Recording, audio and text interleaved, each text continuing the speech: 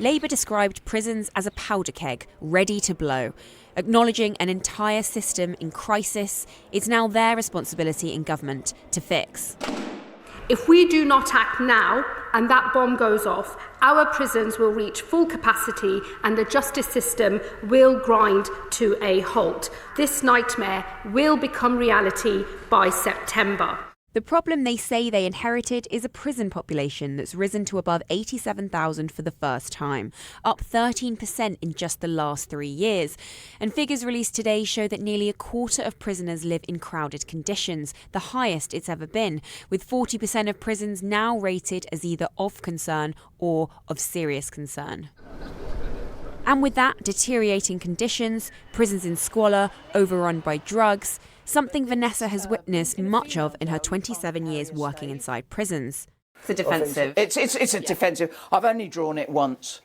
Violence is now at a post-pandemic high, and self-harm rates are the highest since records began. We need to put some serious money into our prisons. I think, we've got prisons like Wandsworth with sewage, running down landings, raw sewage. And, not only I can see people will say, well, it serves them right, they shouldn't commit the crime. But what about the staff? Legislation approved today will kickstart the government's plan to release thousands of non-violent prisoners early, starting in September, if they've served 40% of their sentence. If you're on the receiving end of a crime, you want, I would imagine, justice to be seen to be done. But really and truly, this is a short-term measure.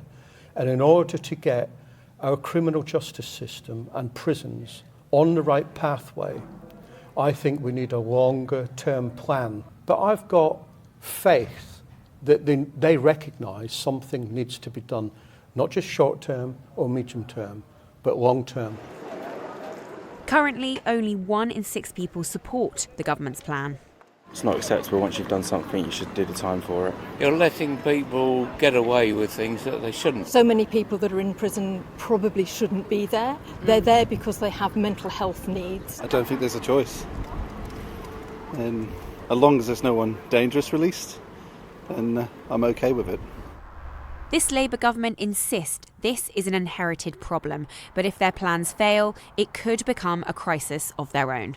Serena BARKER-SINGH, Sky News, Westminster.